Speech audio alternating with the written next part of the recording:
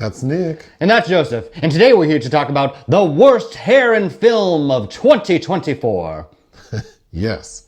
Why are we doing this? Because hair is important. It is very important. And poorly manufactured wig and or hairdo is kind of like a grammatical error in... professional email. Right, where you can't help but be distracted by it, and it kind of drains the intention, whether it's comedic or something profound. You're taken out. Agreed. So we have a list of 15 winners. And 15 is the People's Choice Award. So I released a poll asking people to choose one of 4. There were 2,300 votes. The options were Aaron Taylor Johnson in The Fall Guy, Alexander Arnold for The Last Breath, Halle Berry in The Union, and Mason McCarthy in Terrifier 3. And with 34% of the votes, Halle Berry won. I received messages about this, people saying that they liked her hair. Halle Berry is iconic for short hair. She is. She's beautiful. She's beautiful in The Union. It's not that I don't think that hair looks good on her. My issue with that hairstyle is that her character is supposed to be a covert spy. So why is she running around? Yes. Looking like...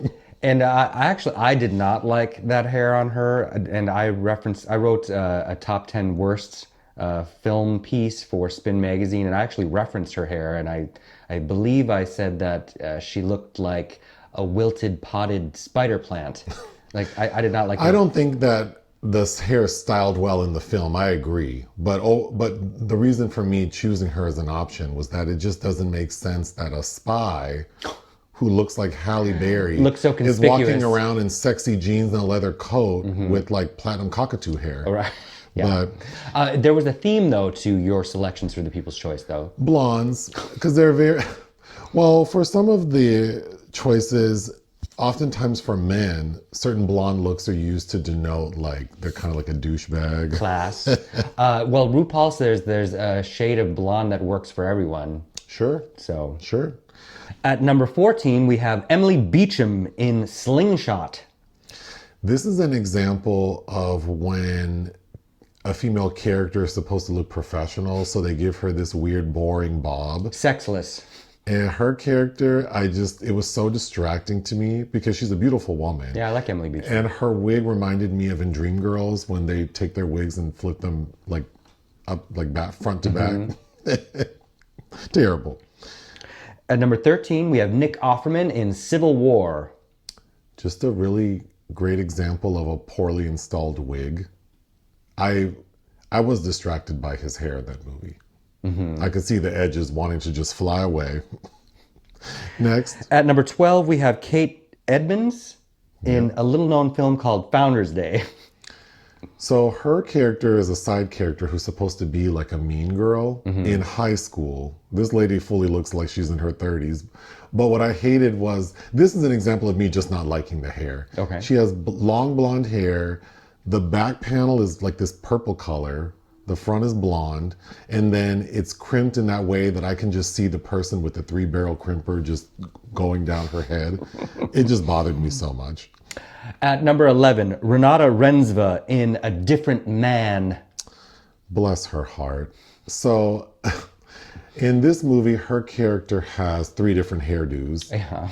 In the beginning, it's her natural hair. She looks fantastic. In the end, it's sort of like we flash forward to her being an older woman. So they give her this gray wig, which I didn't love. But in the middle portion, this is when, again, she's supposed to be like serious in her profession as a playwright. And again, they put this shoulder-length bob on her that is parted so crazy.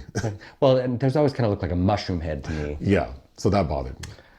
At number 10, we have Andrea Pavlovic in the film In a Violent Nature. So she's the final girl in the film, and I remember commenting that it bothered me so much. She has beautiful curly hair outside of the movie, but in the movie, the way they have it styled, it's like shoulder length, concentrated, really thin. You can see through her hair, and then it looks like she had it in a bun and took it out. Because the top, I recall mentioning in the video, it looked like she combed her hair with a chicken bone. It just bothered me so much. I wish for consistency they would have just had her hair tied back. Also, for a portion of the movie, there's like a little leaf stuck in her hair that bothered me so much. This is a petty choice, but still my option. At number 9, we have Selena Gomez in Emilia, Pérez. I love the film. I enjoy her character in it. Sure. But that blonde wig she had on, and then we see it in various stages of dry, wet, dry. It didn't work for me. At number 8, Ellen Burstyn in Mother, Couch. So this is an example of a hairstyle, I think, adding a layer to a character that maybe wasn't intended. You like this shake and go tulip wig? Because she looks like a character from Mars Attacks. Yeah, or what's Rick Moranis in Spaceballs, Dark Helmet? Yes. Or when my sister would cut the hair on the Barbie doll. It just looks synthetic and crazy. And initially when we meet her character, I assumed that she'd be this zany... Well, she's this crotchety old woman. But yeah, the hairstyle doesn't fit what I think her character ends up being. Next. At number 7, Vanessa Apaga in the film You Can't Stay Here. Also kind of an obscure title from this year. Yeah, I tried to avoid like films with lesser resources.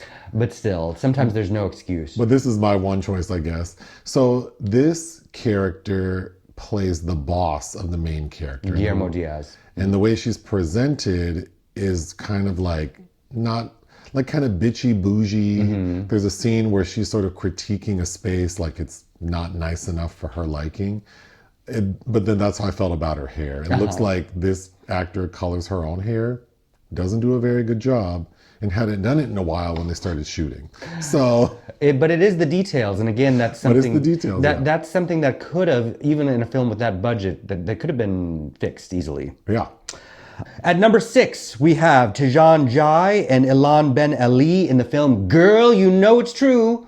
So these two actors play Rob and Fab from Milli Vanilli. We enjoyed this film. Yeah, it's a good film. And I think they both did a fabulous job. They're both very handsome men, but at the point where they need to have the signature dreads. Dreidels? They have braids and dreads, but the signature dreaded wigs, they just look crazy to me. They're sitting behind their hairline, and I suspect that everyone on set knew they were crazy because during the end credits, we see the two actors like rip off their wigs and throw them in the air. So I think we could have done better with those. At number 5, Jennifer Lopez in the classic Atlas. Again, another example of trying to make this woman who's supposed to be a scientist. In this movie, she's some sort of analyst, which already Jennifer Lopez doesn't read like the right casting for this role. And her age is not right. But they give her this fussy, curly, shoulder-length wig that if it's supposed to be like, oh, she's a woman who's not picky about her hair, that hair looks very coiffed and colored, so that doesn't make sense. Then her part is so crazy. Throughout the film, I was so confused where her part's supposed to be. At points, she looks like has like the female comb over. At points, she has this raggedy updo. It just does not work for her at all. The raggedy updo. The infamous raggedy updo. That should be a recipe. We could make a dessert. The raggedy updo. And it's like some sort of pasta dish. With bird's nest noodles. Yeah. At number 4, the Female Apes in Kingdom of the Planet of the Apes. I really liked this movie. Yeah, it's pretty decent. But when we were sitting in the screening, as soon as those female chimps came out, I was howling. You became a howling monkey. I recall some of the center parts on a couple of them they look like butt heads. Yeah. It's funny and it deserves recognition. That's why it's on the list. But I did enjoy that movie. At number 3, technically is the film Craven the Hunter, because we have 2 nominees from the film, Ariana DeBose and Alessandro Nivola. There are 2 infractions. So for Alessandro Nivola, his character, we see him in flashback, and he's wearing this creeper wig that looks like he abducts children. And then in the second half of the film, where it's set in like present day, he's wearing his natural hair, which looks fantastic on him. a shortcut. But I'm assuming there were reshoots. Natural hair always looks best. And in the reshoots, he's wearing a wig, it would seem, and that wig is just so, I mean, it just looks terrible. It's wigging. It is. And then Ariana DeBose, they give her long curly hair, and the way it's styled looks overly fussy and weird. It's also, like, depending on the angle she's being shot in, the shapes that are done. Yes, and there are sometimes, we reference this in the review, some reverse shots where every time we go back to her, the hair is like bunched up in a different way. Position. Overwhelmingly, I got the feeling that whomever was in charge of doing her hair just didn't know what to do. That could be. Which is unfortunate. And again, that's how that translates on screen when things don't look right. But the only thing worse than her hair in this is the dialogue Ms. DeBose has to speak, because that is bad. Anyway, number 2, we also have some multiple infractions in the film Furiosa, a Mad Max saga. So the actor playing young Furiosa, Lila Brown, who's a busy little girl. I mean, the wig they have on this little girl is something out of like The Little Rascals or like The Sandlot. I mean, it just seems like so strange. But the bigger infraction goes to Elsa Pataki. And I've clocked her for this before. So Furiosa... She's a repeat offender. She's a repeat offender because I got her ass in that awful remake of Carmen. Yeah. But in this film, this lady is living in the wasteland. Mm-hmm. And for people who haven't seen the Mad Max movies, it is like post-apocalyptic. Desert. Resources are limited. Why does this lady have a full head of foil highlights? And they're fresh and toned. And especially since her husband is the co-star in this film. That bothers me so much. Mm-hmm. But now we're to our number 1 offender. Our number 1 offender with how many infractions in this? 5 is the film Argyle. Man, where to begin? They have Samuel L. Jackson, Janet Demita Joe Jackson's cousin. Sammy, I Love Throb Jackson. Yep. He looks like a little bird that is plucked out of its shell. They gave him this little vestigial patch of silver hair on the top of his head that bothered me so much. Mm-hmm. Then we have Sam Rockwell. So for people who don't know, this film is like a spy movie about a lady who writes spy novels. Then we find out that like her memory was altered, but she was writing these books based on her actual spying. Mm-hmm. So the characters in the book are based on real people. The narrative, it's a Russian doll narrative if the Russian doll was made of cheap cardboard and left out in the rain. Damn. That's how that film is. But Sam Rockwell has a couple of hairstyles in this movie. When we first meet him, he's wearing a disguise with long hair, which I didn't mind. And then his natural hair looks nice, obviously. But then towards the end, when he's playing like the spy version, he has this like crew cut with frosted tips that is so ugly to me. I just hate it. Okay, then we have the star of the movie, Jessica Chastain. Bryce Dallas Howard. Different redhead. But so her copper colored hair is beautiful. But again, at the point where she's supposed to be her spy self, they put her in this raggedy blonde bob wig with this gold colored dress and her alabaster skin. It's so unflattering on her. Yeah, I don't understand how no one thought that those colors don't work on her. Well, clearly they had no understanding of that, because then we have Dula Peep in the movie with the same raggedy ass blonde wig on and a gold dress that is also so unflattering. Yes. And then the biggest eyesore in the film, strangely, is Henry Cavill. That jarhead hair. Yeah, looking like Jarhead Dracula with that crew cut. And that widow's peak. I just don't understand it. So of those 5 infractions, do you have...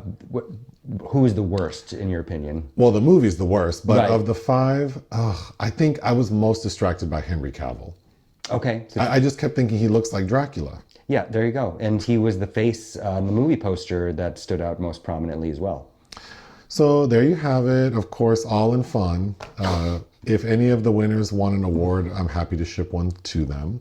A shake and go wig. That should be the award. Anything else? No. Join us on Patreon and listen to our podcast. Bye.